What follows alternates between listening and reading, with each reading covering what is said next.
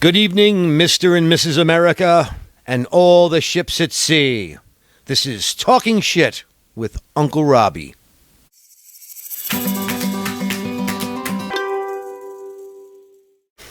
Hey everybody, it's me, your favorite Uncle Robbie. And tonight, this is a little bit different than the normal content I do. I usually do mostly musical, guitar type of stuff. Tonight, I'd like to talk about a story that's been in the news for the last... Well, I mean, the story's been in the news for months and months and months, but it just heated up over the weekend. Jeffrey Epstein,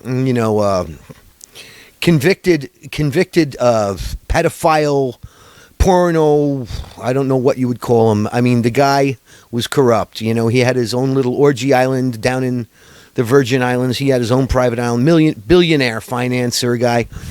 Killed himself this weekend in a federal prison called MCC New York in New York City. Now, I don't know about the case. I mean, I've read about it. I've watched YouTube videos. I've seen it on Fox News ad nauseum for months and months and months and months. And all the news channels, CNN, MSNBC. Anybody who has an opinion on anything has covered a story on Jeffrey Epstein. I'm not here to talk about Jeffrey Epstein. I'm here to talk about the Metropolitan Correctional Center in New York City because, believe it or not, I used to work there. No bullshit. At one time, I was a correctional officer, a federal correctional officer at the Metropolitan Correctional Center in Lower Manhattan. Now, what I can tell you about the MCC is when I worked there, and this is 25 years ago, okay? So I don't know what it's turned into now, under 8 years of Obama and Trump and, Bush. When I worked there, and Clinton, because I started working there in 1993, right after Bill Clinton was elected. When I worked there, I believe it was one of the finest correctional institutions in the entire world.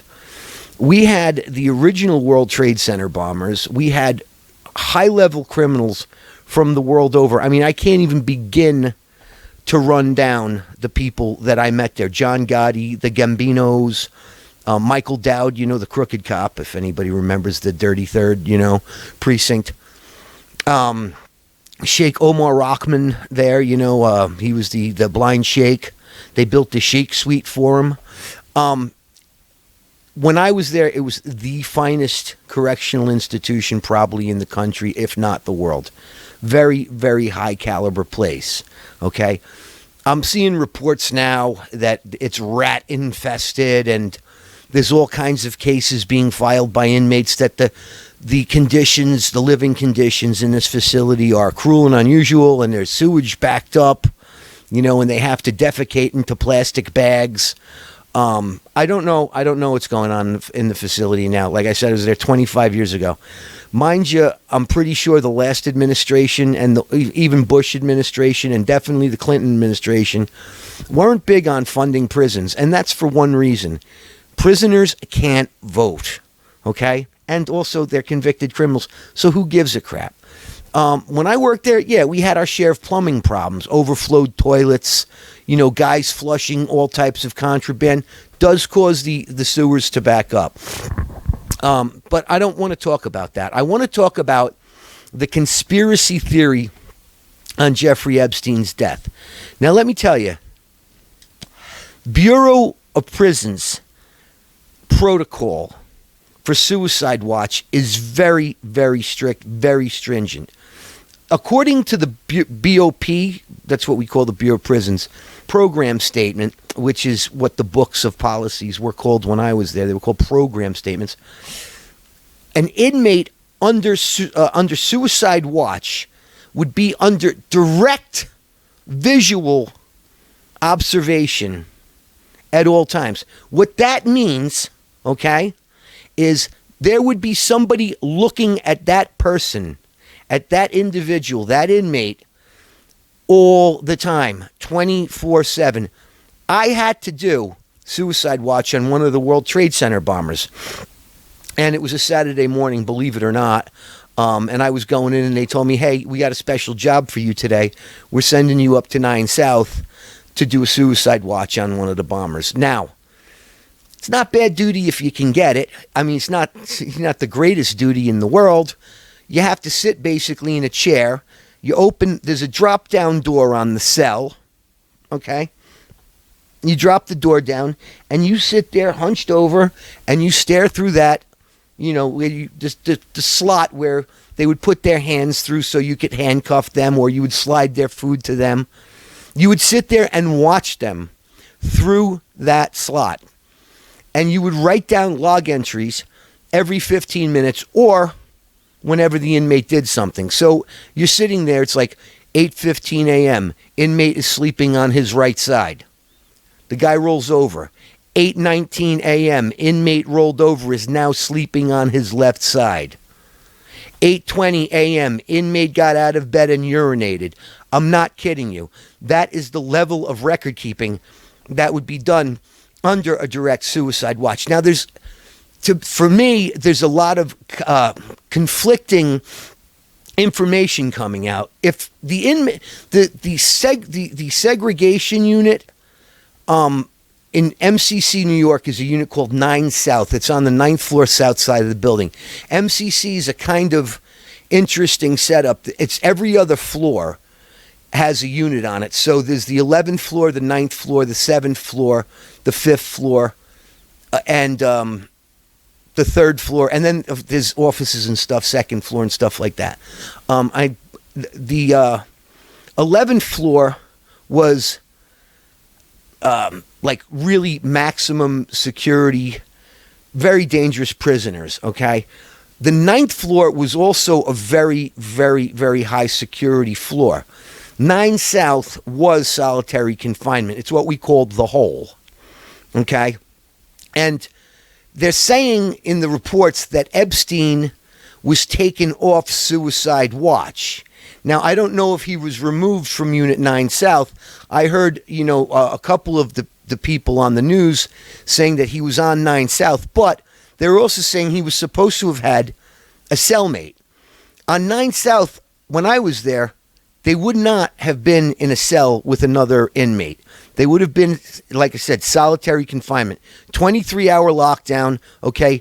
They would get let out for 1 hour a day just to walk around their tiny tier, just to stretch their legs for some exercise, really so they didn't get embolisms. And that was the extent of the exercise they would be given. If he was on the 9th floor, which is still special housing, and I guess they call it the SHU now, special housing unit. We didn't call it that at the time. The 9th floor would have the opposite end of the building, the north side, which was a very high security unit that we kept, mafia gangsters on, like Gambinos and Gottis and things like that. Being as it may, okay, if he was on 9 North, he probably would have had a cellmate. So the reports coming through don't make really too much sense to me as far as the Bureau of Prisons, as I knew it, went. Now, to the conspiracy theorists out there, I would not like to think it, that, there are people in this world who have so much to lose that they would have a grand conspiracy to get this guy knocked off in jail. Of course, money is money. People can be bought. So, I don't want to think that about the men and women of the Metropolitan Correctional Center, because, in my opinion, corrections officers are some of the best personnel in law enforcement. They have probably the toughest job in law enforcement. Mind you, it's a boring job. It's monotonous, but it is inherently dangerous, and it's very, very, very difficult from a mental and physical standpoint. Now, what they were saying about the 2 correctional workers who were on that unit that night is the one officer had worked 5 double shifts in a row and was suffering from probably combat fatigue, which it is. Working in the federal prison system, while not quite as physically demanding as having to climb over walls and, climb mountains and carry big, heavy backpacks. It's as taxing as, I would say, any training I ever done in the Army. All the training with the Rangers where you stay up for 2 weeks straight, sleeping maybe 3 or 4 hours a night. That's what being a CO at MCC can be like, especially when they're having staffing shortages. Now, when I worked there, we were pretty well staffed, but there were still times when people took vacations or people were sick, something happened, where there would be a shortage on certain shifts. So there was mandatory overtime.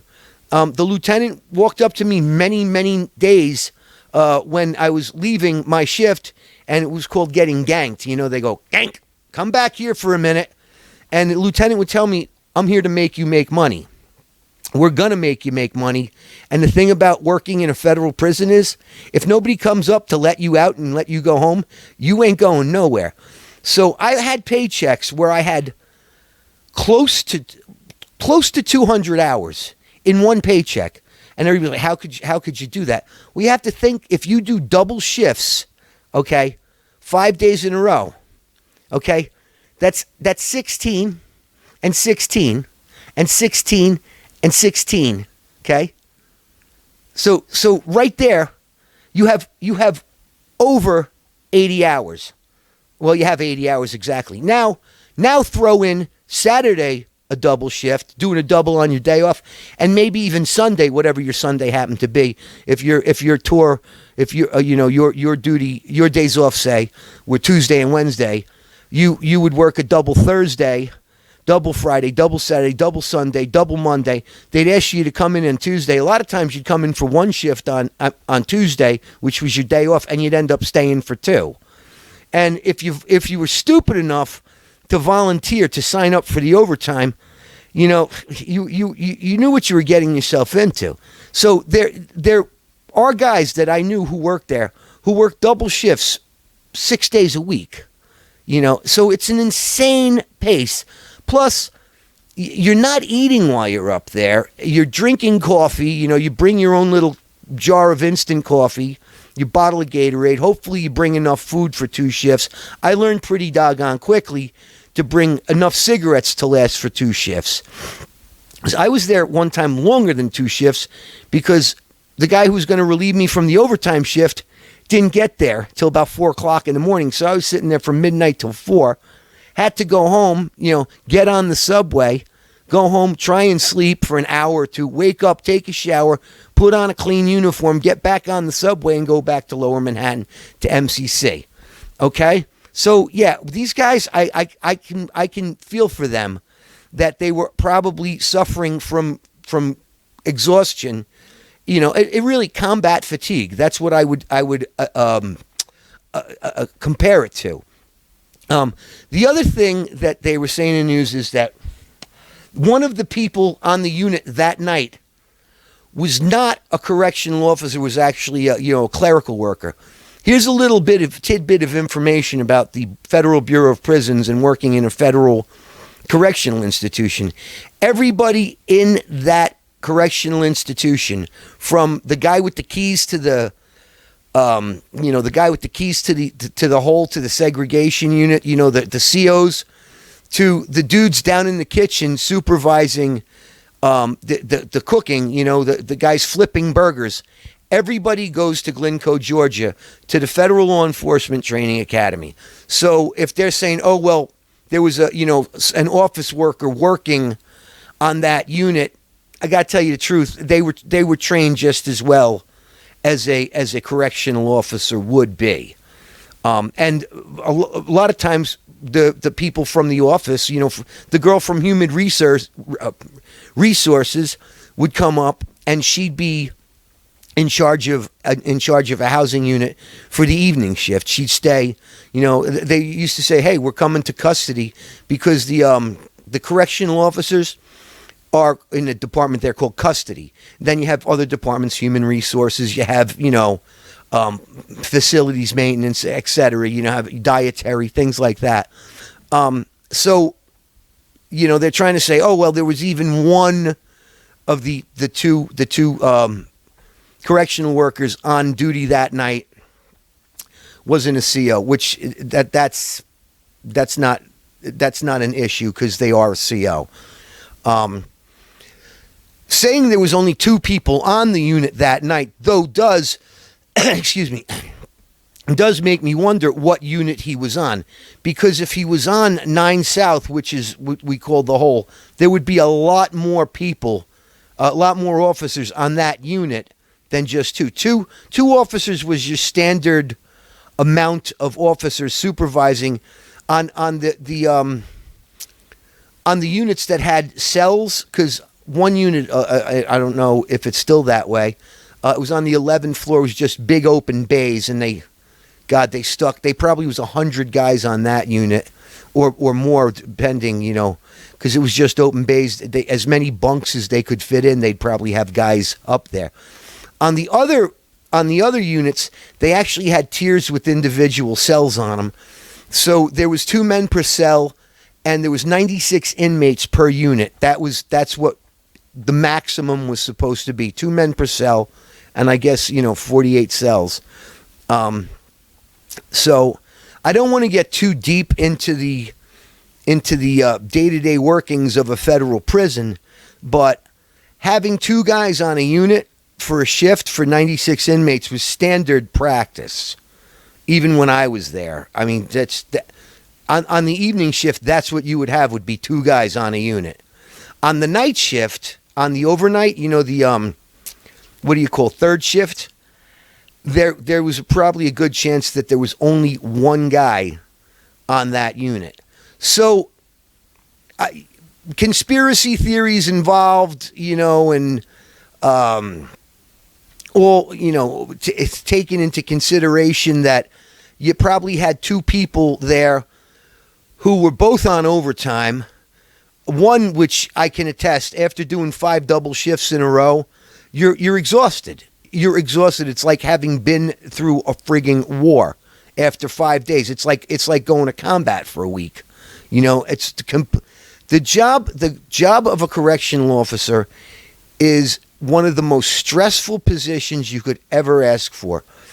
You have inmates bothering you all the time because you have to do everything, including, well, except for maybe sometimes you have to, wiping their runny little snotty noses and wiping their dirty little poopy heinies. That's what it's like. It's like being a parent to 96, usually violent criminals. So I really hate it for those 2 correctional workers. I really do. Because those 2 were having, Saturday when I saw the TV reports on the news, I said, man, there's 2 guys right there having a bad freaking day. And the warden has been reassigned. So this is some pretty serious stuff. Now, if it is a conspiracy, those are the 2 most unlucky sons of bitches in the entire world. Okay? And they are really being made the scapegoat for this one, if that's true. On the other hand, for me, I do believe that somebody as high profile as Epstein, if me, in my own personal experience, somebody that high profile, I probably would put my desk and my chair up on his tier or somewhere very close to it to be able to, pay very special attention to that issue. So really, everyone, conspiracy theories aside, I think there's probably a good chance that Epstein did it himself. And I hate to blame the correctional workers, but they dropped the ball on this one. And if you can't handle the job, get out. And I couldn't, so I did. I resigned during my probationary period. I said, screw this. I'm going to go work for the phone company. And that's kind of what happened. I college on the way, but I was going to do anything else except work in a federal prison because it's the shittiest job you could ever imagine. Anyway, conspiracy theorists, I think that the investigation is going to show that it was negligence, and I hate to use this word, I don't want to be throwing those two correctional workers under the bus, but they fucked up. They fucked up. Epstein was allowed to freaking kill himself, and now his victims will never see justice. And that's what the saddest thing about the entire story is, that Epstein's victims will never see justice. So it is truly a sad state of affairs at MCC New York this week. Anyway, people, if you like this video, don't forget to like, subscribe, follow, and hey, repimp on your social media. Put it out there. I need some more subscribers on my channel. I'd like to thank everybody for watching, and I hate to say this at the end of the topic that I'm on right now. Keep on rocking in the free world. Good night.